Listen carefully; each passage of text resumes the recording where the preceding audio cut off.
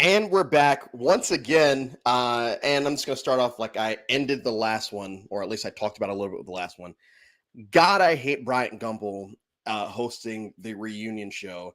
He makes so many things uncomfortable. This one, he starts off with a doozy in calling Ethan Ethan Zorn, and Ethan's face is very much priceless in that moment. So I'm joined today by Julia Rowe from the org community, and she, as you can see, is a Lex stan, and I have many opinions on Lex this season, and they're probably not going to be shared opinions with a lot of people that are watching this. So, Julia, what's been your experience with Africa up to this point, and why do you enjoy it so much? So I'm very young.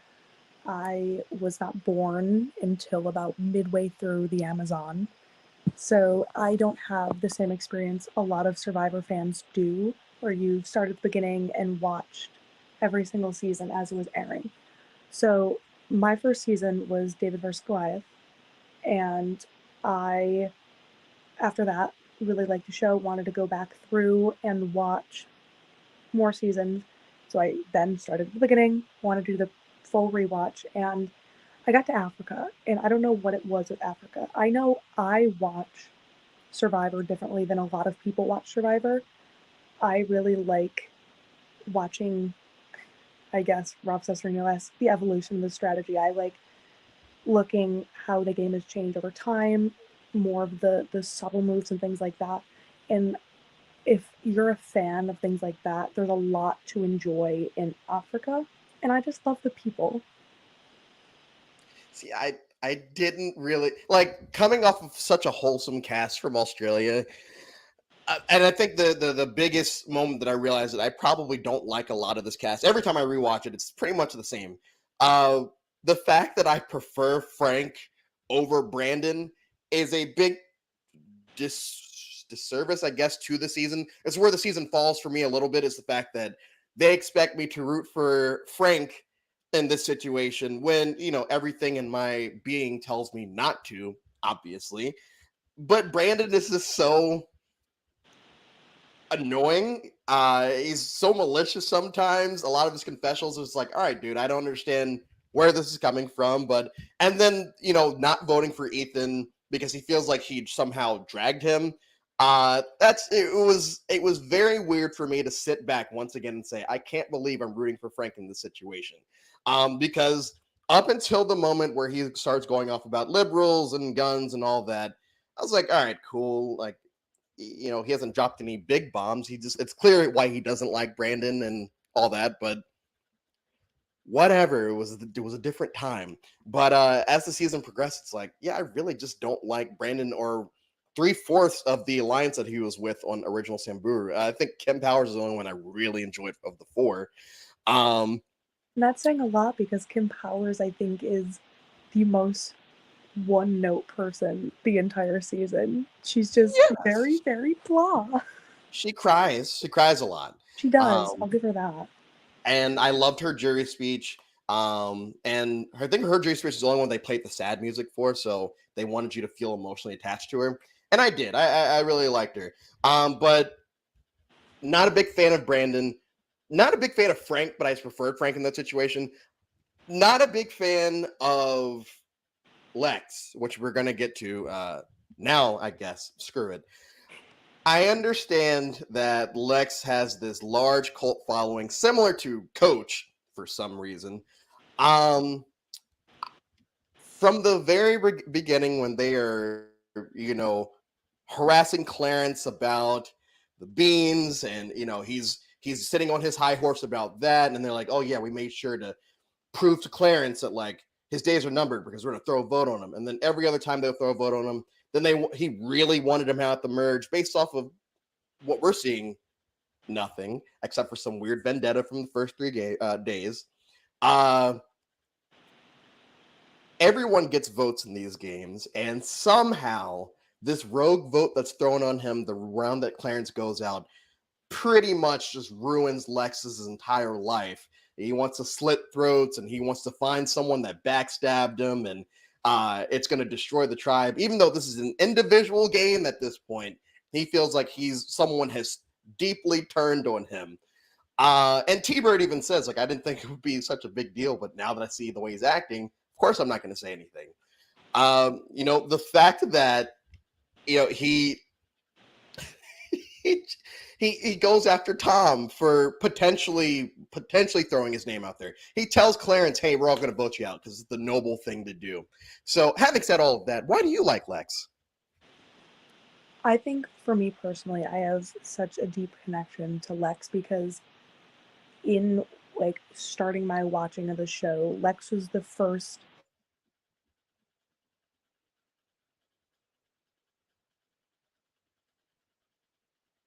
Lex was the first what? Lex was the first what? Why did you go mute? I don't think you ever finished your statement. Okay, so I'm assuming she's just going to stay muted for now. I get it, and I get that. Like I said, I understand why people are so attached to Lex in this situation. I really do. He just wasn't working for me, and it sucks because he was pretty much the main character for a large part of the season up until probably until he goes home. Then it becomes the Ethan show, but of course it is at final 2. And I was sitting there thinking, like, there's no way Kim wins from like final 5 on, which sucks because I do think that she did really well at that final tribal. And she admits it during the reunion. She had a suspicion she was probably not going to win, and it didn't bother her because she picked the person she felt most deserving between Lex and Ethan. So I don't dislike Kim Johnson. I don't think that anyone dislikes Kim Johnson. My whole thing is when Lex comes back for All Stars, which we will get to in probably 5 days, it's almost like, okay, yeah, it's the same things over and over again. It's like he's this loyal person, blah blah blah. And soon as someone makes a move on him, like it's the worst thing that's ever happened. It's the exact same thing in All Stars. All Stars, as everyone knows, is not something that I'm really looking forward to. But Julia, are you there? Hi. Okay. So why do you like Lex? In watching the show, Lex was one of the first like characters I remember enjoying. Do I agree with some of the things he did within the show? No, but you can't deny that he is a larger than life character in how he is, and he was one of the first I remember just thoroughly enjoying that made me want to continue even with some of the slower paces of the earlier seasons. I also think he is one of the most strategic players, whether or not he sometimes thinks more emotionally. I think he is one of the more strategic players of those first 7 seasons. And as someone who really enjoys the strategy of the game, I enjoy him. Yeah, I would say that Lex is one of the first big characters. And I know I compared his fans to Coach fans, and that's not really knocking either fan base. But it's just all for me. I was never a big Coach fan. I was never a big Lex fan, and it always confused me that both these people had large fan bases based off of what they did on the show. I actually understand Lex fans more than I understand Coach fans. That just kind of shows my opinion on the latter. I would say that overall, if I were to make, if I was making the cast for All Stars, yes, I think that they got it right with the 3 people that they did bring back and from this season. Which brings me to Big Tom, because I understand that a lot of people have started to slowly turn on Big Tom because of things. I will say that when it comes to Big Tom compared to Frank, Big Tom is way more. He admits that he has his biases. He says he's genuinely himself. He tries to be more understanding towards certain people, except for when he says he wants to shoot Clarence, which dated. But I think when Ethan says, Tom makes fun of me for being a Jew and blah blah blah, and I make fun of him for being stupid, that's I feel like that's Ethan embracing the fact that, okay, yes, although this person is not from my, neck of the woods per se, um, I understand that he probably, is a he's more likable, he's more happy-go-lucky than this guy Frank, who's clearly like going to be set in his ways. He's not going to associate with people that he doesn't, that goes against things that he believes in. Um, and I think and Big Tom does other things that, are very dated now, like the whole showering thing. But I feel like he comes off from this season being, one of these more lovable characters that you would also bring back for an All Stars. Thoughts I on Big Tom? I also just think it's the way he approaches certain things. Like, yes, he does things that were probably fine back when they filmed, but 20 seasons later, we don't look too finely on. But although he is like country, like red, comes from those certain areas, the way he approaches certain conversations, like he like asks Brandon, like, "Are you gay?" Like he has that conversation with him, but it doesn't seem like an attack. Is more of like just a conversation, and Yeah, that's why he comes off the way he is, because he might have his thoughts, he might have his feelings, but he doesn't seem he's never attacking, where Frank is like very, this is how I feel and you're going to know how I feel every second. yes, I I was never the biggest Big Tom fan. I understand why people like him.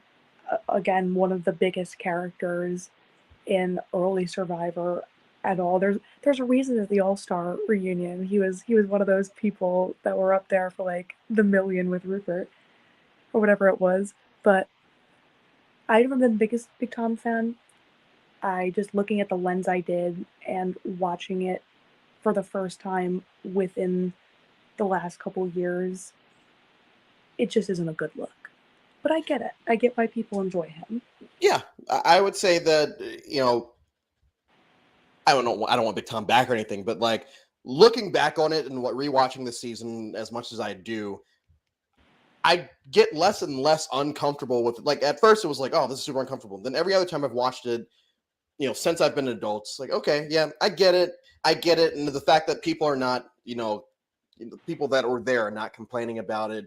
They understand that he's just at least portraying himself to be like a hick. And he even says he plays it up, and Lex catches on to it, and everybody else catches on to the fact that he's playing it up.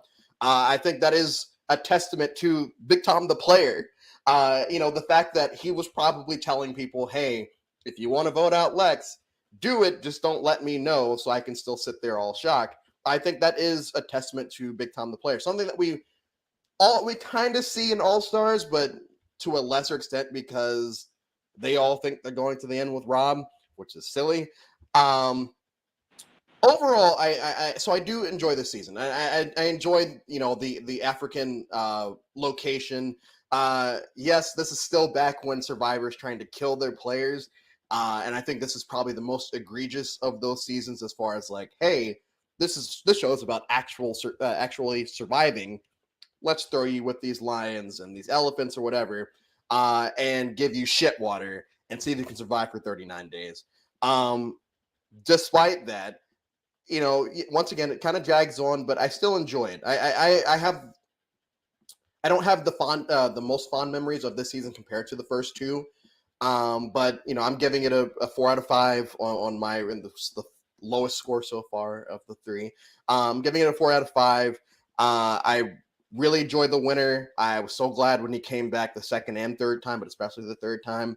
I think that the characters make the season that could be a little bit slower. They add entertainment to it. I think the auction was a great episode. I thought that the family challenge with the video was a great episode. And yes, it's pretty much a pagonging, but it always feels like something fluid could happen. And at the beginning of the merge, fluidity does happen. They get rid uh, of Clarence first. Why? I wonder. But then after that, there is a little bit of mix and match until they get to 4 and 3, I believe.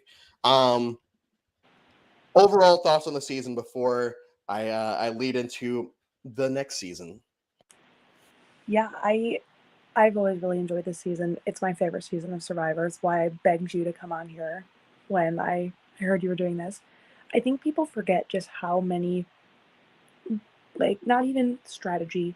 I think some really iconic and just entertaining things happen in this season. I like personally, one of my favorite, just like underrated funny Survivor moments is the duos reward challenge, and then like the subsequent reward that Brandon and Frank go on. And yes, it's like, ooh, this isn't the best look now, but it's hilarious. Tom getting drunk with Lex at the reward. One of the most underrated lines of Lex goes, "I've never been like drunk with a mustache," and Big Tom goes, "Well, I've never been drunk with a hippo." Like, there's so many underrated, iconic moments of the season. Well, and I the best think part of that about that reward is then you transition to them and the hot air balloon, and it becomes like this emotional thing. yes, it's I think it's in in the earlier seasons one of the more fluid late games, and yes, it can be a little slow at times, but like you said, you always feel like something could happen. There's always moving parts. There's good enough players and just entertaining players to fill that gap, and it just always holds a very sentimental, lovely place in my heart. Well, Julian, thank you so much for stopping in for our Africa, not even a deep dive. These are all going to be like 15 to 20 minutes, but recap on my road to 42. Next up is another season that holds very much a lot of sentimental attachment to me. You know, the first time that it came home for all the fans of hot takes. The first time that it came home, Survivor Marquesas, a very underrated season. I've got that queued up right now. I'm starting it probably at around 310. And yeah, I'm really excited to see my opinions on that on this time around. I don't think it's going to change much. But yeah, Julia, thank you so much, and we'll talk soon. See you soon. Thank you.